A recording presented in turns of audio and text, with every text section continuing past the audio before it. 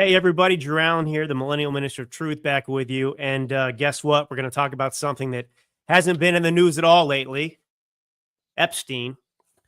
And look, I'm sympathetic to a lot of different perspectives on this. Obviously, everybody has an opinion about this, and a lot of the emotion around this, depending on how you feel. Many people are very upset; they feel betrayed.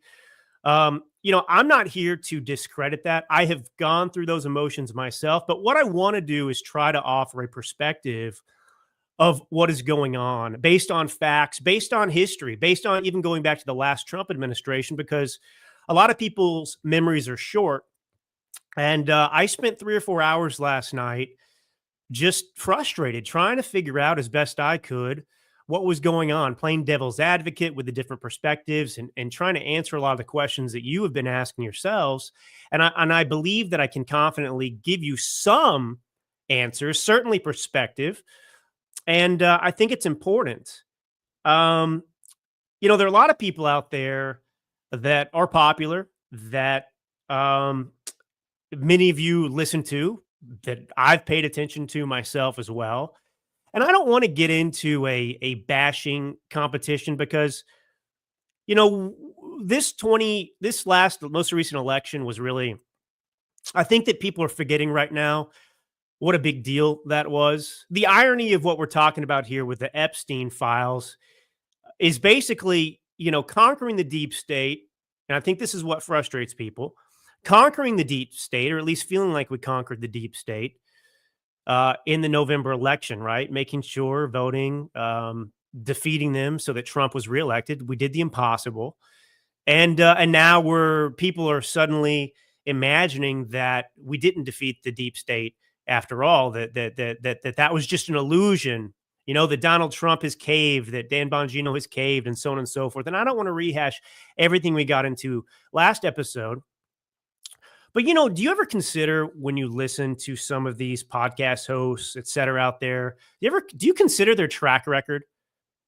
I mean, a lot of these people, and the reason I'm bringing this up is because I want to bring up and read the Trump Truth Social post that got everyone fired up, that offended a lot of supporters of his, because I can actually explain.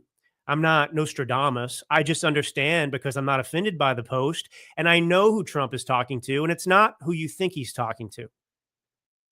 You have to remember, Donald Trump is somebody who, these hosts in particular, that just live to stir up trouble.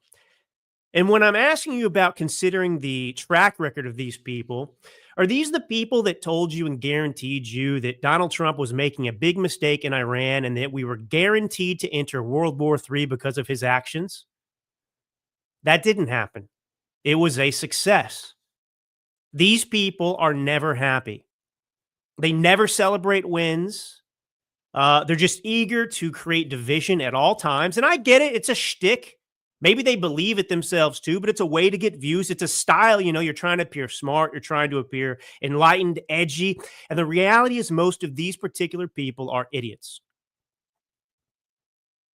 And this is leading me to explain why Trump is upset. And these are the people Trump is upset with. And honestly, I gotta tell you, Trump is right to be upset with these people. Now, not a single one of these influencers, these podcast hosts, right, including myself, could survive a day in Donald Trump's shoes. Today, or 8 years ago. This man has been through hell. And that's not exoneration for anything or any criticism. That's not my point. But I want you to think about something. A lot of these people, the World War III is going to happen any moment. They're always just looking to pile on Trump any chance they get. These are the people that I remember. I remember before the primary took place and Trump won easily. These were the people that told us, because they live in the realm of conspiracy theory. They live in the realm of the artificial, the invented. They live in their imagination, and they don't live in reality. So do you remember people leading up to the primary telling you, the deep state, the Democrats, they're going after Trump like this because they know he's the easiest to beat? I mean, talk about like mental gymnastics here. But I remember that these people said, Donald Trump's the easiest person to beat. We have to go with DeSantis or someone else because Donald Trump cannot win the election. The Democrats know that, and that's why they're raiding Mar-a-Lago. That's why they're engaged in lawfare. That's why they're trying to put Trump in prison. Not because they really want to, but because they want us to back him and rally to his support so that we make him our nominee because they're going to beat him and they know they can beat him and they know he can't win. Remember these people? People actually said this. And these people are still out there with podcasts talking about World War III and now commenting on Epstein. And I would just caution you to consider what the track record is of some of these people. But these are the people that Donald Trump is dismissing. The grifters. That's who he's dismissing. The people that jump on and off the train whenever it's convenient and easy and expedient for them.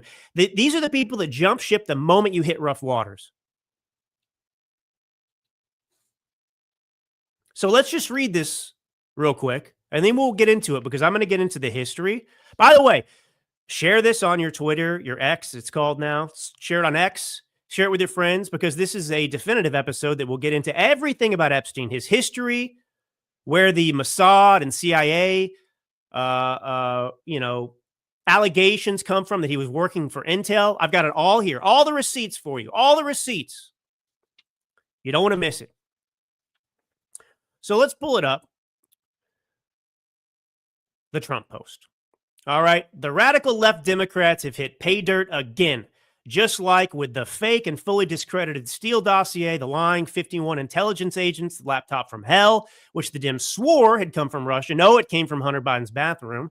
And even the Russia scam itself, a totally fake and made up story used in order to hide crooked Hillary Clinton's big loss in the 2016 presidential election. These scams and hoaxes are all the Democrats are good at. It's all they have. They are no good at governing, no good at policy, and no good at picking winning candidates. Also, unlike Republicans, they stick together like glue. Their new scam is what we will forever call the Jeffrey Epstein hoax, and my past supporters have bought into this bullshit hook, line, and sinker. They haven't learned their lesson and probably never will, even after being conned by the lunatic left for 8 long years. I've had more, this is key, I've had more success in 6 months than perhaps any president in our country's history, and all these people want to talk about with strong prodding by the fake news and the success-starved Dems is the Jeffrey Epstein hoax. Let these weaklings continue forward and do the Democrats' work. Don't even think about talking of our incredible and unprecedented success because I don't want their support anymore. Thank you for your attention to this matter. Make America great again. Understandably, that upset a lot of people, but the people he's addressing are these grifters, the people that jump on and off, the World War III people that everything Trump does, they're always, oh, Trump's doing this. You know, he promised he wasn't going to start new wars and now he's doing Iran. So every step of the way, these people are there to help the left with their arguments and attacks against him. As if that's not enough. As if that's not enough. And so I would just remind people again, remember the miracle of this past election. Some people are not taking time, and I get it. Look, we're going to talk about Epstein. We're going to do all that stuff, but I just want people to be reminded of what we pulled off, and all the successes he's talking about are true. Now, here's what people are missing, and here's why Trump, I believe, is very upset. Because the Democrats have nothing. And you can already see, he saw this before any of us, but it's becoming very clear now, I hope, to all of you, how the Democrats plan to use the Epstein hoax. Now, when he says the Epstein hoax, he's not saying that Epstein wasn't a child predator. He's not saying that Epstein didn't lead a child trafficking ring. He's not saying that. When he's saying the Jeffrey Epstein hoax, he's saying how it's being used now today to target Trump. Democrats didn't care about Epstein until now. Why do they care all of a sudden? They see an opening. They see an opportunity. And that is to stall the Trump agenda, to prevent him from passing legislation, to prevent him from serving we the people. And I got to say, I don't know if you're, I want somebody out there let Laura Loomer know she should tune in right now because I just have something to say, Laura. And to anybody who thinks that who's pushing this idea of a special counsel right now to investigate this, as if that's going to clean up this whole mess. That is one of the dumbest ideas I've ever heard. You know why? Because the objective of the Democrats is to talk about Epstein all day, every day, to take the Epstein stuff and turn it on Trump. They want Epstein 24/7 because they don't want to pass Trump's agenda. They don't want deportations. They want to stop it right now. You remember what Trump-Russia collusion was? Mueller investigation, special counsel. Remember how that stalled Trump's agenda? He couldn't even do his job. You had Republicans against him, waiting for the confirmation from Mueller. Did he collude with the Russians or not? This is what they're using Epstein. This is why he's frustrated. He's making all this progress. You know, he's walking and chewing bubble gum. He wakes up with 100 problems every day. And the only one that people seem to care about right now is Epstein. And by the way, and I'm not saying Epstein's not relevant, but there's emotion and there's fact. And I'm sorry this is going to make some of you upset. Epstein is not the most important thing. Not even close. Not even now, I understand what it means and represents, and even is in reality to some extent. It's the elite, the political elite, the powerful getting away with it. Getting away with it. And as a matter of fact, believe it or not, NPR in 2022, they had a decent analysis of what it's become for us on the right. Here's why conspiracy theories about Jeffrey Epstein keep flourishing. And by the way, the left who thought, this is crazy, the Jeffrey Epstein conspiracy stuff, now they've, of course, flipped, and it's the most important thing ever. And Donald Trump's on the list and so on and so forth. But this is why Trump's upset, and this is what he's talking about with Epstein. Of course they want an investigation. Laura Loomer gets her special counsel here, and that's all we're going to hear about. Oh, how's the Epstein stuff every day? Meanwhile, he's still got to govern. Meanwhile, he's still got to deport people. Meanwhile, he's still got to deal with all of these issues every single day, clean up the country. I mean, he's fighting people on tariffs, and that's proven to be a success. It didn't do what everybody said it was going to do. So I don't know. I mean, if you want to focus on Epstein too, by the way, the focus should be on Bill Clinton. If we want to go down this route of Epstein, you shouldn't be mentioning the Epstein stuff without bringing up Bill Clinton's name. Bill Clinton's name. But see, the Democrats now, they want to make this a Trump issue. It's all about Trump. What was he doing? And I'm going to get into the Black Book and so on and so forth and what actually exists and reality. But Bill Clinton's the one who flew to Africa and Europe with Epstein. He's the one who was on the jet 27 times. He's the one who went to the island all those times. It's Bill Clinton. It's not Donald Trump. But, Donald Trump, look what the left has been saying about Donald Trump all this time, waiting for their moment. I mean, the Democrats, Reid Hoffman, funded a lawsuit for E. Jean Carroll, who had no evidence whatsoever. New York Governor Kathy Hochul changed the law so that E. Jean Carroll could bring this lawsuit that was outside of the statute of limitations in a civil trial accusing Trump of raping her with no evidence whatsoever. She couldn't even remember what year it happened. And the jury was so convinced that they downgraded the charge to battery. So they didn't even agree that it was rape, but they wanted to get Trump. And so they say Trump's a rapist. He's trying to create this image of him. He's this predator and so on and so forth. He's not. Infidelity is not the same thing that we're talking about here. But, they tried to get him on this, in 2016 when he was running. Locker room talk.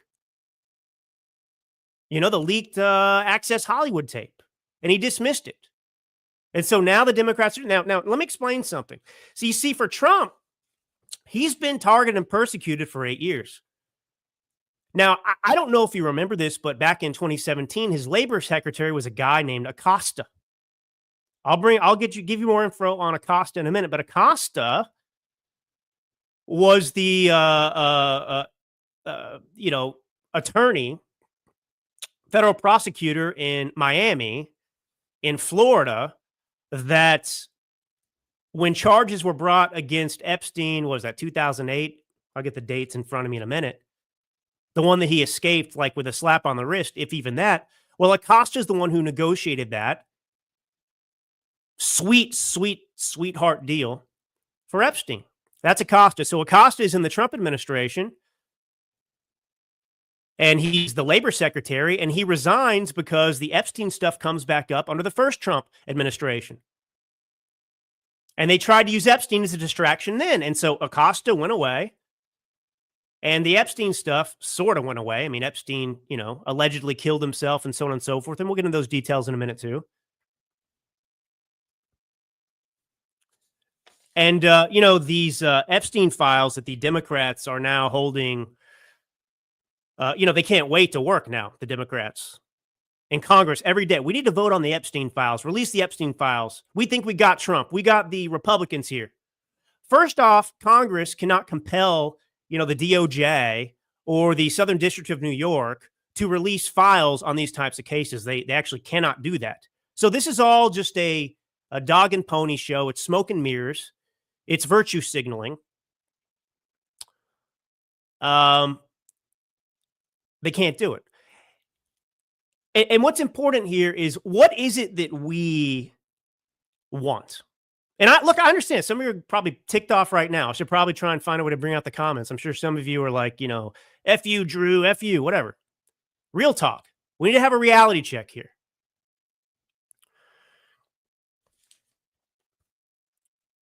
So typically in these types of, let's just pretend for a second that we're not talking about Jeffrey Epstein. Let's just pretend we're talking about some other sex trafficking ring, which exists. You have the pimp, you have the traffickers, you have the people like Ghislaine Maxwell who are going and actually targeting the women and bringing them in. These are the people that run the operation. And then you have the clients. It's very rare. It's very rare that the clients, right, the people that are paying for sex for these underage girls, it's very rare that anything happens to them. It's very rare that they are prosecuted. Do you know why? Because it's very difficult to prove that they, A, knew the girls were trafficked, and B, that they were underage. Can someone reach out to Matt Gaetz right now? Can someone get Matt Gaetz, see if he wants to cover this? Matt Gaetz was accused of human trafficking. This was a big deal that went on forever. And I'm not saying Matt Gaetz did anything wrong, but my point is, where's Matt Gaetz? He should be an expert on this issue. Why isn't he explaining this? He's one of the highest profile people out there. He's got his own show now, who could explain what I'm explaining to you right now about the human trafficking. He was accused of it.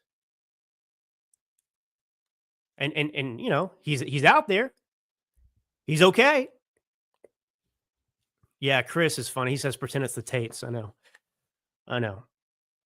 And I'm not saying it's right, but I'm saying this is the reality about these types of cases.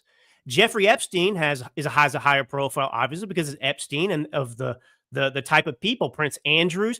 Let me tell you this. Everyone's talking about this. What is it that we expected?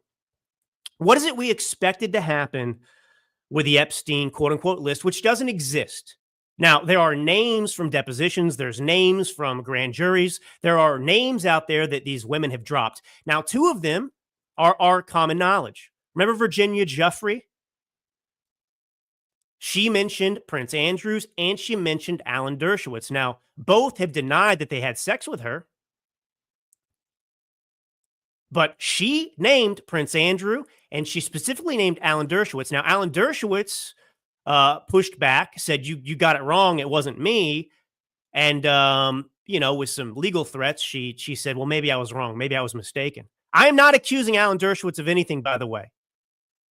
But I'm just saying, here's an example of two high-profile people, two of the highest profile people you can think of, Prince Andrews, royalty, and Alan Dershowitz. And despite being named by Virginia Giuffre, nothing happened. So other women are naming men as well. So what happens? You just release all the depositions. You make a list of every name that was dropped. It includes Prince Andrews and Alan Dershowitz. And then what? You just assume that everyone on this list was guilty? I mean, is that how this works? So what is this list? Now, I don't know. I don't trust the DOJ still in many ways. I don't trust the FBI. These are the people that covered up for the Bidens. They cover up for people all the time. I don't think Trump is covering anything up. I think there is reality that we have to talk about, though. And part of the problem is that there is a little bit of mythology around this. There is this kind of idea that Donald Trump campaigned on the Epstein files. Like that was the most important thing to him. Now, that may be the most important thing to you, but it's not the most important thing to Trump. And it's certainly not the most important thing to the country, frankly. Now, the reality is that what the Democrats' plan is right now with using this Epstein stuff to create a distraction every single day and put pressure on the administration to wreck itself, destroy itself, you have a choice. We have a choice. We can scream that the deep state's won and, be mad at Trump all day and so on and so forth and never let him live this down and just give up on the country effectively. You can have let me put it this way. You can have a closed border. You can have mass deportations. You can have, Steve says, get the Epstein situation out of your system because it's cut and dried. Okay. I don't know what he means, but anyway, you can have, closed border, mass deportations. You can have a lethal military. You can have no women in no men in women's sports anymore. You can have your children safe and protected from the left's lunatic, trans mafia that wants to encourage them to cut their peepees off at the age of, 7 or 8. You can have all these wins for the country, or you can have an Epstein investigation and an Epstein, list to nowhere for the next 3.5 years. That's what Trump's talking about. And so, he's being blamed for this. But I want to play this. Trump mentioned the Epstein files a couple times. The first time was on Fox and Friends.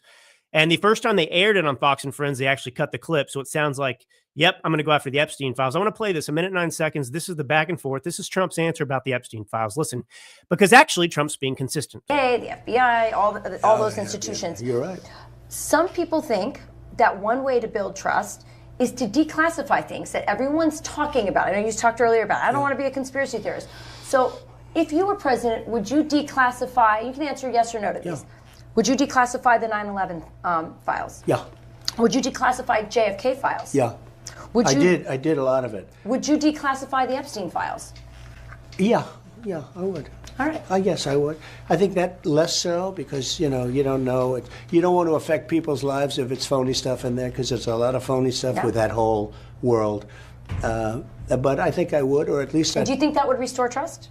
Help restore trust? Yeah, I don't know about Epstein so much as I do the others. Certainly about the way he died. It would be interesting to find out what happened there because that was a weird situation and the cameras didn't happen to be working, et cetera, et cetera.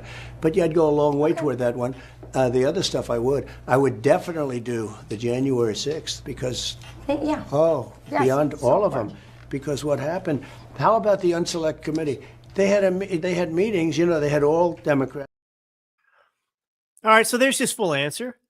And that's what I'm explaining now. I mean, that's actually pretty clear, but we've had this and look, people have not explained this properly.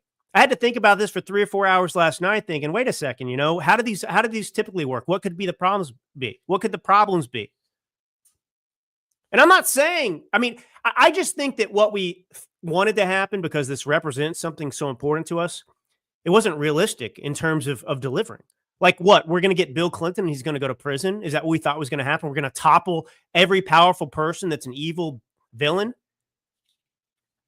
It doesn't typically happen. And I want this investigated, but not at the expense of victories that we need to secure. And the idea that I would turn my back on Trump, the administration, over this is absurd. Now, I've said before, this is a PR nightmare, but I'll give you a perfect example. This has been so emotionally driven that few have been able, including myself, to take the time to breathe and just ask a couple questions and slow down.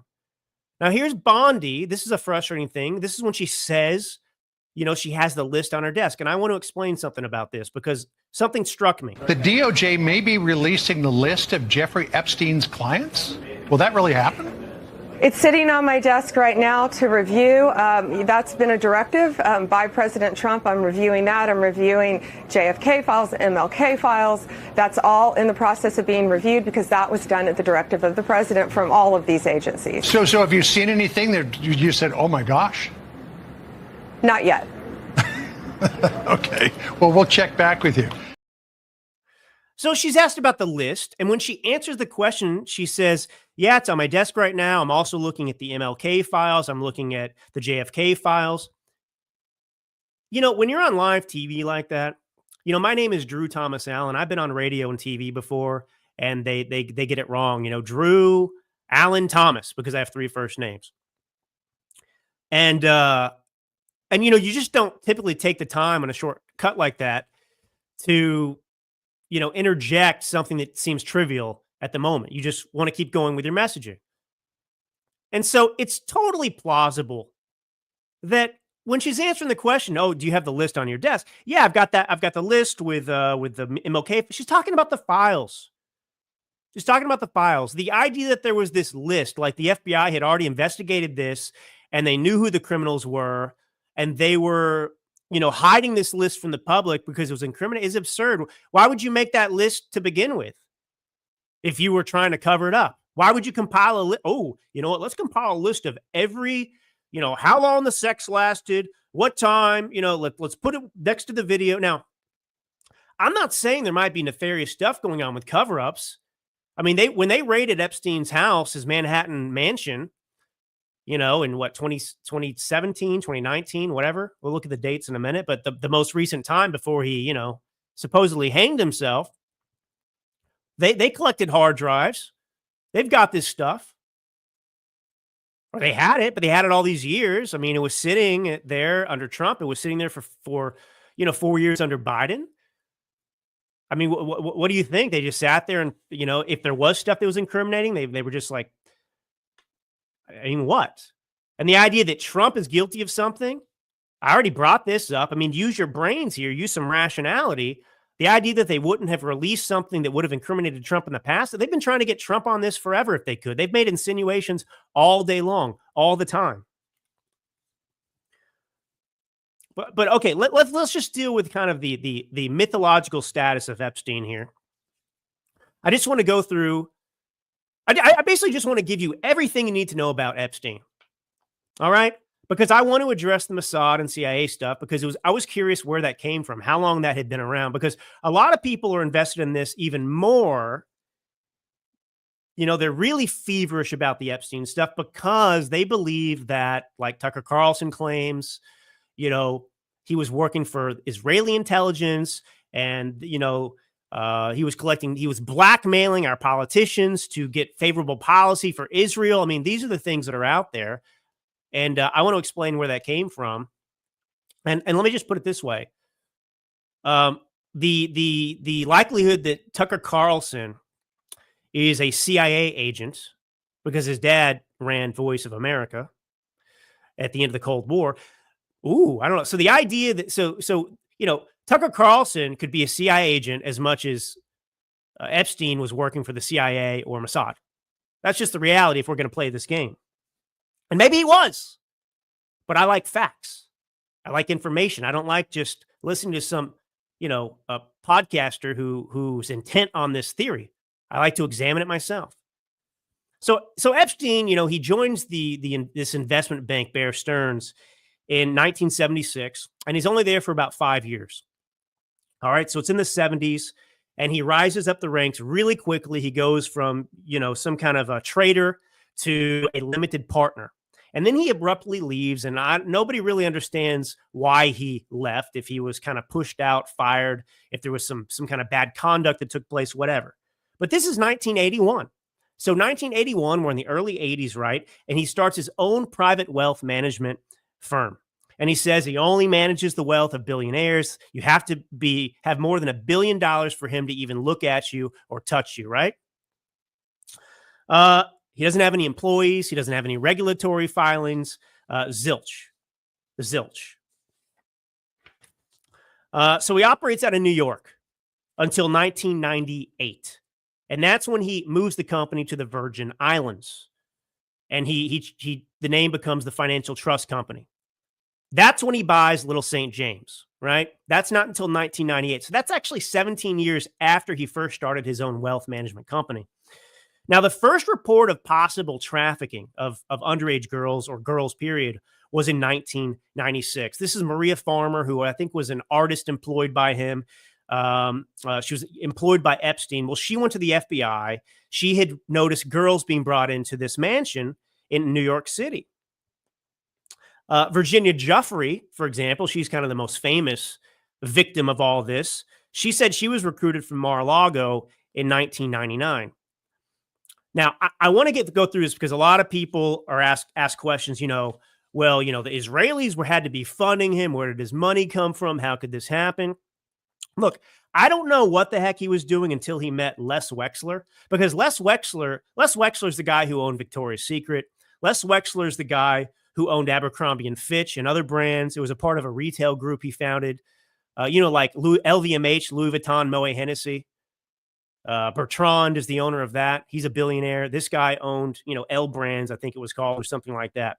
And Abercrombie and Fitch, Victoria's Secret, these were under that umbrella. So I don't know what Epstein was doing between 81 and 86 to make ends meet, but Les Wexner, the billionaire, was his only client. And it's very clear that was funding his lifestyle. Wexner was funding his lifestyle. And somehow he earns Wexler's trust. By 1991, he is Wexler's only financial manager. So Wexler actually fires whoever he was working with in the past, and he entrusts solely Epstein with his money. And not only does he entrust Epstein with his money, but he gives him power of attorney, which is complete freedom to do whatever he wants with his money, his hundreds of millions, without having Wexler sign off on it. And in 1998, Wexler gives Epstein his New York City mansion, and there are reports that he sold it to him for $0. $0. So obviously, Wexler is bankrolling Epstein. Now, Ghislaine Maxwell. Oh, her dad was, Israeli intelligence. And so, he was introduced to her so that he could go after Bill Clinton and other people and blackmail them for Israel. We'll get into that. So he meets Ghislaine Maxwell in 1991. That's when it's believed. So this is after years after he's met Lex Wexler. He's already got the Wexler money going. And a lot of people say they were dating. They were a couple. But obviously by the mid-90s, it becomes clear they are a repulsive partnership. She's recruiting the girls. And so it appears this human trafficking operation was actually born in the mid-90s. Like I said, the first reports of girls coming in this New York City mansion that Wexler gave him, or he bought from Wexler, that's 1996. But he started living in this mansion in the 90s. It wasn't his, it was Wexler's, but he was living there. So obviously he and Wexler have a great connection, and he's dependent upon Wexler for this lavish lifestyle. And obviously that's his jumping off point into this world of the social elite, to meet the Bill Clintons of the world and even the Donald Trumps of the world and so on and so forth. Now, Jeffrey, remember, she was recruited when she was 15 at Mar-a-Lago, 15 or 16, and it was Ghislaine Maxwell who did it. Jeffrey was a locker room attendant at the spa there, and this is 1999 or 2000. And so this human trafficking operation is really ramping up. It's a 10 to 15 year period, but between 1996, seriously, by the early 2000s, and then 2005 is when he's arrested. And this coincided, of course, with the meeting of Maxwell. She's key to this. So is Wexler. I'm not saying Wexler knew what was going on, but obviously without Wexler's money, he couldn't have achieved this. And so, what exactly is Epstein doing? I mean, Occam's razor we know what he's doing. I mean, everyone agrees that he was running a sex trafficking operation. He was trafficking underage girls to powerful people. And they paid for that one way or another. And so that's where the money's coming from. It comes from Wexler, and then it's coming from these wealthy people who are funding him. Obviously, he is not running an investment firm. Obviously. And so it's not even, to me, it doesn't take any imagination. You don't need any imagination to understand what he was doing. He was a human trafficker, just like people coming across the border, except he did it at a high level. Now, why is it that I mean, does human trafficking exist? Yes. Do people do it besides Epstein? Yes. Do they make money off of it? Yes. So why is it that Epstein, when he human trafficked in these big circles, well, he was working for the CIA or working for Mossad? I'll get into that in a second. So let's just finish with Epstein here. He gets busted in July 2006. He's arrested in Florida. He cuts a plea deal with federal prosecutors, and this is wild. His attorneys, that were defending him, it was Alan Dershowitz and Ken Starr. Believe it or not, remember Ken Starr? The Democrats hate Ken Starr because he's the guy that prosecuted Clinton at that grand jury related to Monica Lewinsky.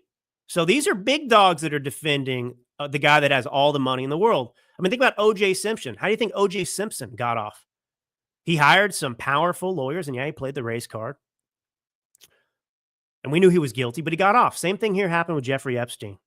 And I think this is why people get frustrated too. It's like another example of the rich and connected getting off for crimes they committed. But here's what's crazy about the deal that they reached. And Acosta, again, he's the U.S. attorney in Miami. This is the guy that was labor secretary under Trump who got fired or resigned when the Epstein stuff came up. And this is why he was forced to resign under the first Trump administration, Acosta. So he cuts a plea deal with the federal prosecutors, Epstein does, and Acosta's the one who's negotiating all of this with Dershowitz and Ken Starr and the other lawyer. Now, we signed an NPA, which is a non-prosecution agreement, which basically means federal prosecutors cannot prosecute you for this in the future. Like it's a get out of jail free card, at least in that jurisdiction in Florida there where this was taking place. So he pleads guilty to some minor stuff, 2 charges of soliciting prostitution. He avoids federal charges. He spends 13 months in county jail, but get this, he gets to leave and go to his house and work, etc. He's allowed to be outside of jail up to 12 hours a day, 12 hours a day for 6 days a week. I mean, what a sweet deal that is, right? And so this also shielded Ghislaine Maxwell. All right. So really, there's no reason to think he's working for Mossad. There's no reason to think he's working for the CIA at all. It's clear what he did. He ran a human trafficking operation. Ghislaine Maxwell was the person that fetched the girls for him. He used Wexler's wealth, to get introduced to these social circles, and then he continued to increase his wealth by pimping out these young girls. Now, here's where the conspiracy is born. The conspiracy being Epstein was doing all these things, not because he's just a sick pervert, but because the Israeli government put him up to it, or the CIA put him up to it, to bribe politicians and influence policy. Now, where does this come from? 2 places. One is Alexandra Acosta is supposedly said to have claimed that that Epstein belonged to intelligence, and he was told to leave it alone. So Vicky Ward, she's the one who brought this up in 2019. This is the woman who was responsible for really getting Acosta and the Epstein stuff back in front of the public's eye. She's the one who outraged the public about what Acosta had done with his plea deal for him. There's a series of articles. I'll pull it up. It was called Perversion of Justice. And, it's a series. What is it? 5, 10, 12 articles. And this is like November of, I don't know, 17 maybe. I don't know. But anyway, that's what drove this. Now, Vicky Ward, who wrote those articles, reporting for the Daily Beast, according to her account, and there aren't sources for this, Acosta says, I was told Epstein belonged to intelligence and to leave it alone. Acosta reportedly told transition team members during his interview for the role of labor secretary when asked whether the Epstein case would pose problems during confirmation hearings. A couple things to consider here with Acosta. He wants to be labor secretary. This is a problem for him, so he needs kind of a scapegoat that's not himself. Well, I was told I was told to take it easy on him. So he puts the blame on someone else. And he resigned over his handling of the Epstein case. So my point is, Trump knows this Epstein stuff could be a problem because it almost became a big problem in his last administration because Acosta resigned over it. So he didn't want to deal with this. And Acosta said, I don't think it's right and fair for this administration's Labor Department to have Epstein as the focus rather than the incredible economy we have today. Do you understand? It's the same thing with him right now. The exact same thing right now. Now, a lot of people are just fixated on Mossad, fixated on this, and they are incapable of analyzing this. And again, maybe that's true. Maybe that's right. But I like to consider reality and the facts first, and I don't see any evidence of that. Now, here's where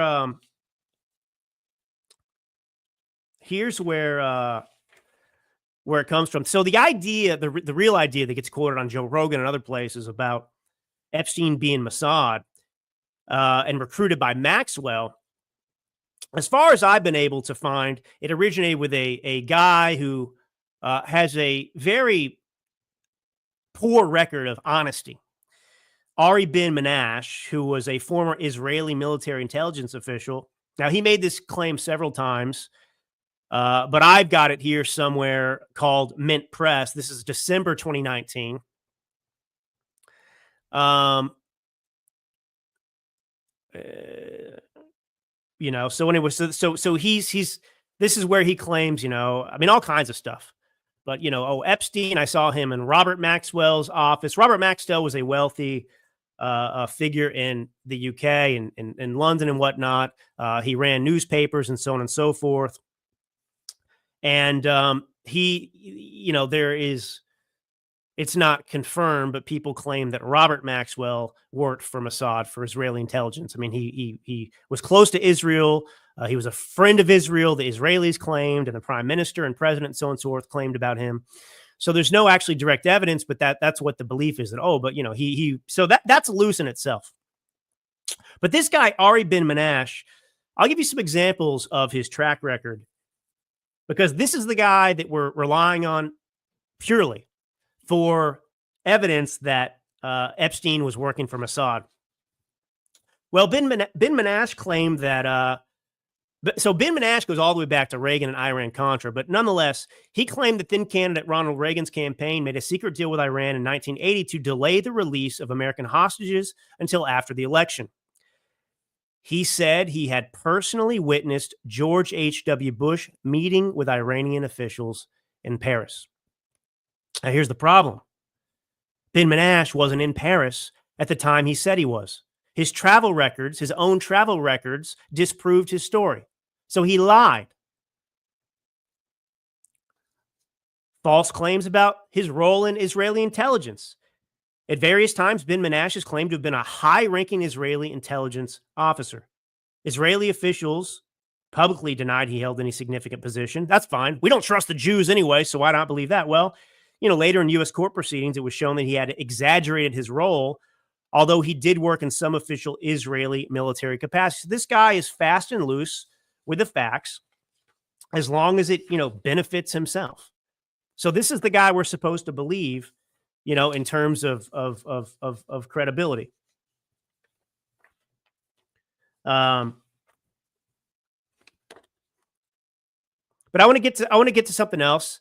I want to play. I am sympathetic to some of the outrage surrounding all this. Here's Pam Bondi discussing Epstein in the past. Well, we know he was on the plane, not only on the plane a couple times, multiple times. He traveled internationally with Jeffrey Epstein, and he was on the plane called the Lolita Express because it supposedly had a bed in there where Jeffrey Epstein had young girls. He has been a friend of his, a continuing friend of his for years and years. Contrast that with Donald Trump, who hasn't spoken to him in many years, over a decade, after he kicked him out of Mar-a-Lago for bad behavior. So that's the difference there. And I think Americans see the two-tier justice system. But, we don't know. They're saying Clinton has not been to his private island, but he has traveled all over the world with Jeffrey Epstein. I want to know why. So look, this was always the challenge with the Epstein stuff, because we on the right weaponized the Epstein story justifiably to go after our political enemies. So Bill Clinton, for example, or other powerful Democrats. I mean, this became an example of, these left-wing lunatics and perverts that are above the law, deep state operatives, powerful people. And, we want these people to pay, not just even for what they did with underage girls, even though it hasn't been proven, but for what they've done to the country and their past nefarious acts. And so that's why we're fixated on Epstein. And I've been, like many of you, fixated on it for the same reason. I'm very frustrated. But look, there are so many scandals out there too, even beyond the Epstein stuff. I mean, I still want to know how a guy drowned in 2 feet of water on Obama's Martha's Vineyard estate. That got swept under the rug. I still want to know about Trump-Russia collusion. That was a coup that took place. That was serious. I want to know about the stolen 2020 election. I want to get to the bottom of that still. I want to get to the bottom of COVID, how that could have happened. We just don't have all the answers for COVID. There are a million scandals. Fast and Furious, running guns to Mexican cartels that ultimately ended up killing a American Border Patrol officer. That was done under Obama. Eric Holder never gave us the documents on that. We never got to see the conversations between. That was an attempt to create an incident that would justify going after the Second Amendment. I mean, are these not serious scandals as well? But the only one we're concerned about right now is Epstein. And it's not that people want to get to the bottom of Epstein. We do deserve transparency. I want transparency. But are the Owen Schroyers of the world ever going to be? And I'm sorry, I don't mean to pick on Owen, but he's one of them. He's one of the people Trump's addressing right now, the person that's never happy with anything. He just wants to stir the pot all the time. World War III is coming. It didn't happen. Well, now I'm moving to Epstein. Now, Trump can't win the election. Okay, he won the election. Well, I'm moving on to the next thing. Keep listening to me. Keep watching me. Keep believing me. But can you ever satisfy? And I'm not condemning conspiracy theory like it's this horrible thing. Conspiracy theory must exist to fill the space, between an incident and, an explanation that hasn't yet been given. So that's why they happen. And sometimes they are proven right. And sometimes they're not. But these people who live in fantasy land all day long, that don't ever step into reality whatsoever, they don't know what the hell they're talking about. And these people don't. So how are you going to make, what is the end result on this? If you got everything you wanted with the Epstein stuff, what does that look like to you? What is justice? By the way, these client lists and books we talk about, there's 1,000 names, over 1,000 names. Some of these people on it's an address book, a black leather address book. That's what we're talking about with some of this. And there's flight logs. So we know all that. But in this book, it's over 1,000 names. It's everyone under the sun. It's some people who never even met Epstein, but he's in the address book because this guy is accumulating lists of the powerful and the connected. If you're running a human trafficking operation, you're looking for clients. Epstein's looking for clients. Jeffrey bought the island himself. He bought it in 1998, I guess, with the money he had from Wexler. Wexler admitted later on he'd misappropriate all sorts of money. And then, of course, who knows how much money he's making in. That's the reason he set up his bank account and his business ultimately in the Virgin Islands. He's not reporting anything. And they don't require to report anything. So you're never going to know. But there are a heck of a lot of, things I want to get to the bottom of besides Epstein. And at the end of the day, to my point, if Epstein's the only thing you care about, I'm not saying you shouldn't, but it's taken on, in my opinion, an outsized role. Well, we know he was on the plane, not only on the plane. Oops.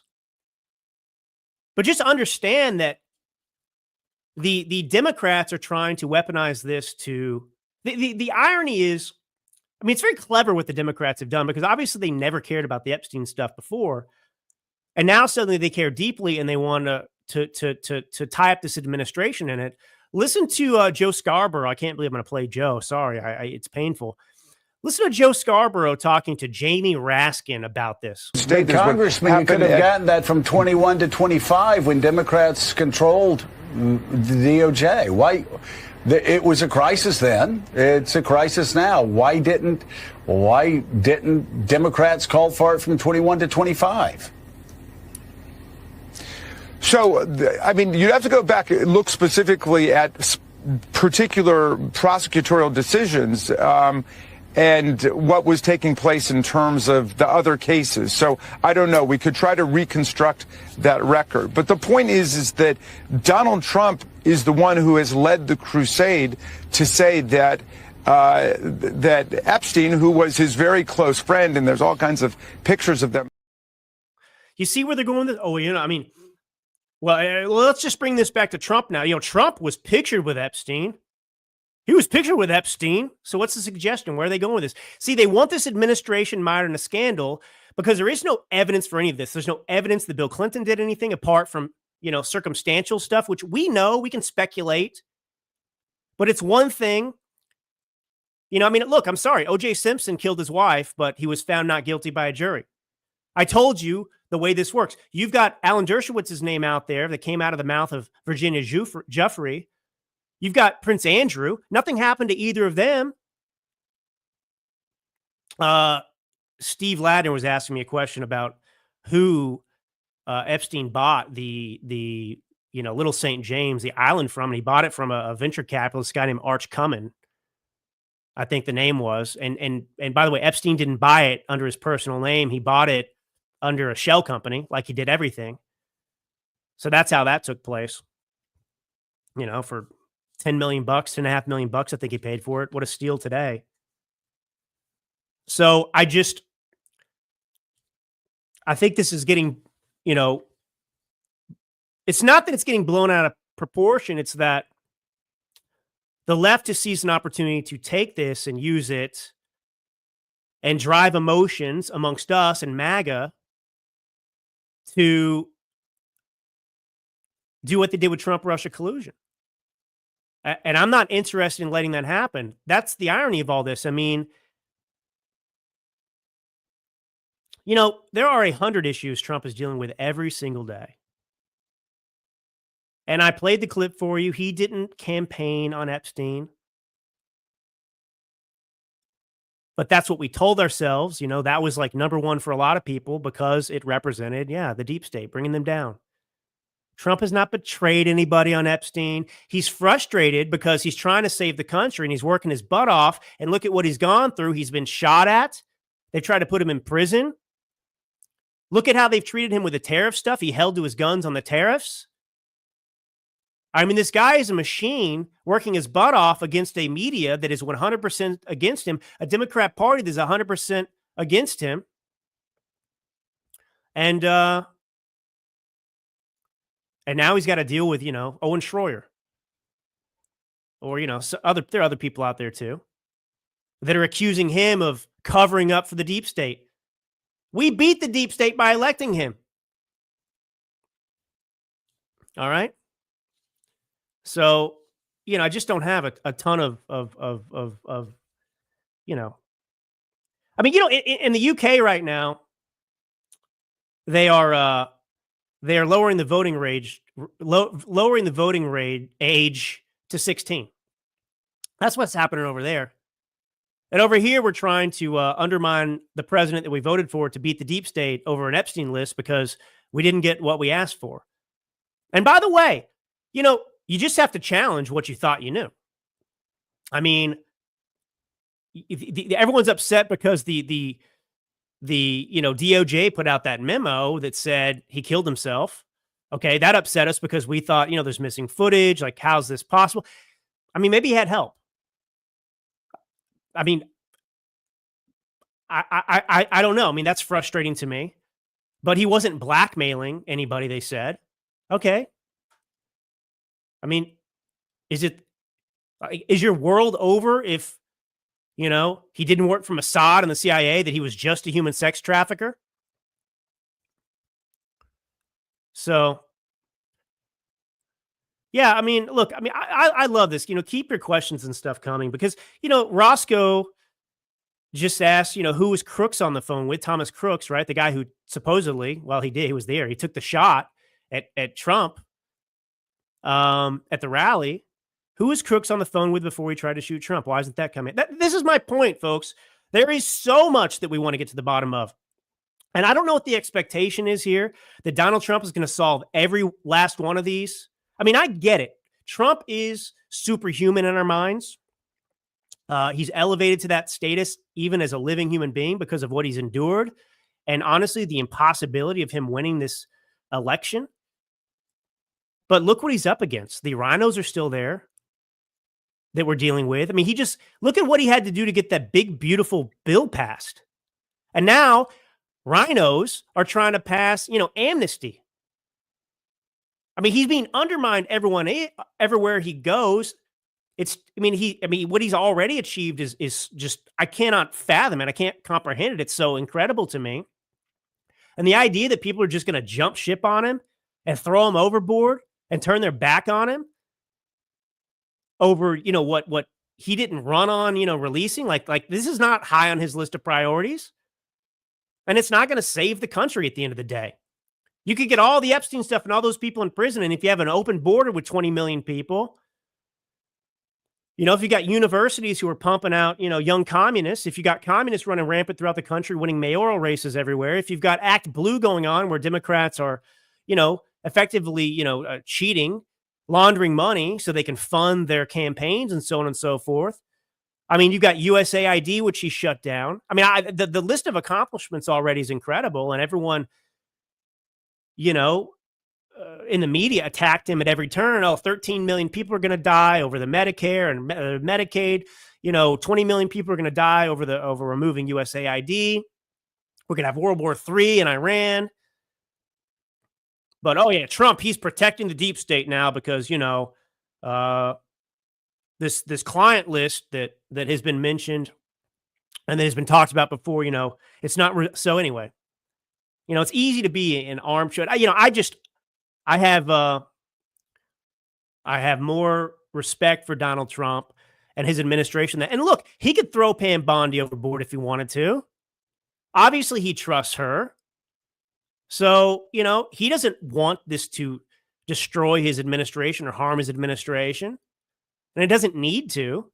But the left would love nothing more for him to get rid of Bondi. And she is working on other stuff.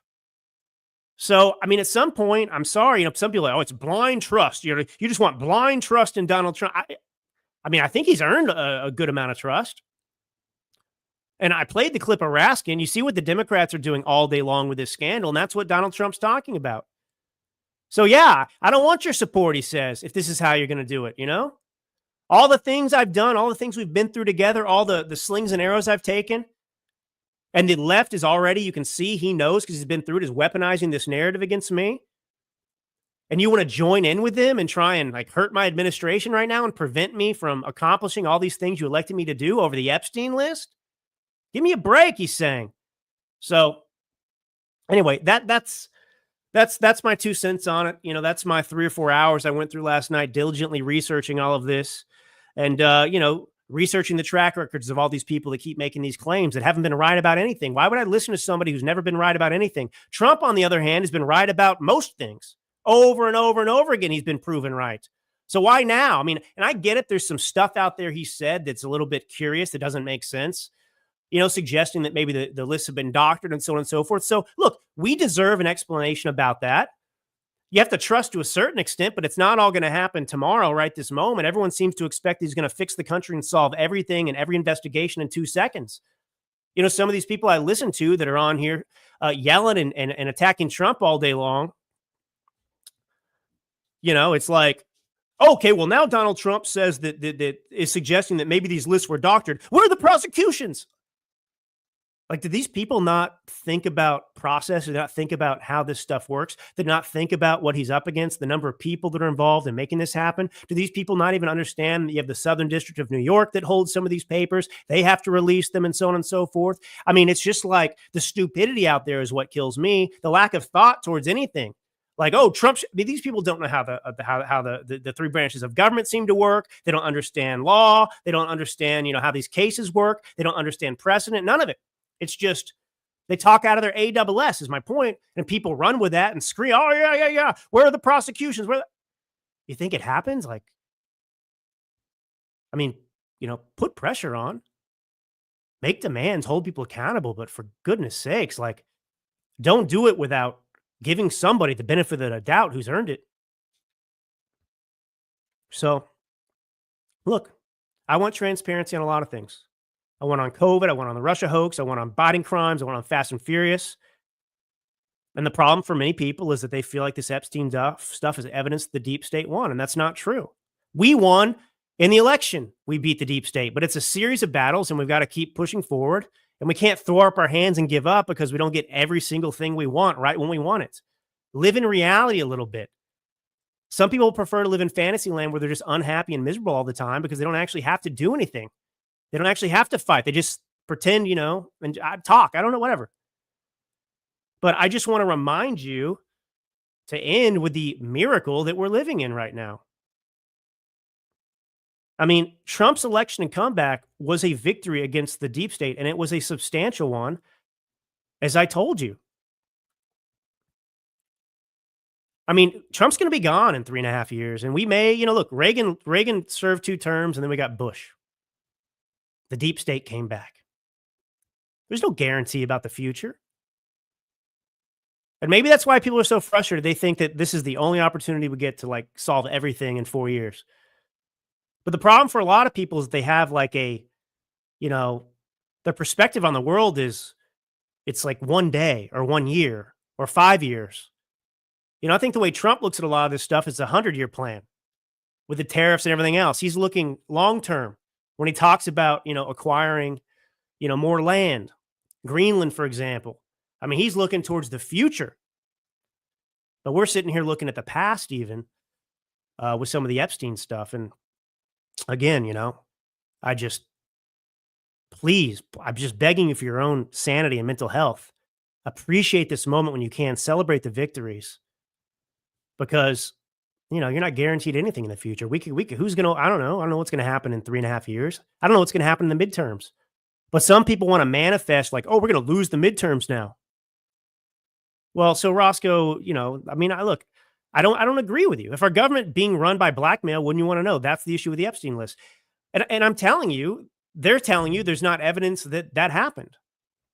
So my point is, if you are certain that Epstein worked for Mossad, and that's just what you've decided, and you're not willing to accept anything else, how can you ever be satisfied? Because if you're told he didn't work for Mossad, like the DOJ memo, well, he wasn't blackmailing anybody. He wasn't working on behalf of any government. We haven't seen any evidence of that. Well, you just say it's a cover-up. Steve's got it. A nation 37 trillion in debt is weak. So we got all these problems is my point. And we've got to solve them. And, it's okay to disagree, but the disagreements we seem to be having, fueled by the media that wants this to take place in the Democrat Party, is such that we're fracturing. And the Democrat Party right now is weak. They're fractured. I mean, they didn't take a single lesson from the last election. They're moving radical left when the country rejected that. They might win in New York City or Minneapolis, but they can't win a national election with candidates like that right now. So, that's that. But anyway, I want to move on from Epstein after today, as much as I can. I'm not going to talk about it for a full another episode again. I had a whole list of things that this administration is accomplishing, which is just fascinating, impressive, amazing economic news. He's moving to fire Jerome Powell. I mean, wow, the deep state guys going after Jerome Powell. I mean, come on, give me a break. But, obviously, Donald Trump had an association with Epstein. They want to weaponize that right now and care. And they want us to help put the pressure on for that because they don't want us talking about the victories. They don't want us solving the problems. They want us to just sit here squabbling about the Epstein list, and I'm sorry. If getting the Epstein list in whatever form it means, if getting the Epstein list means, that we don't have any more accomplishments over the next 3.5 years, if it means that we don't deport 20 million illegals plus, if it means we don't eliminate birthright citizenship, if it means we don't go back to the founding of the country, I don't want the Epstein list. It's not worth it to me. All right, folks. God bless you all. This is Drew Allen. Thanks for joining me. Until next time.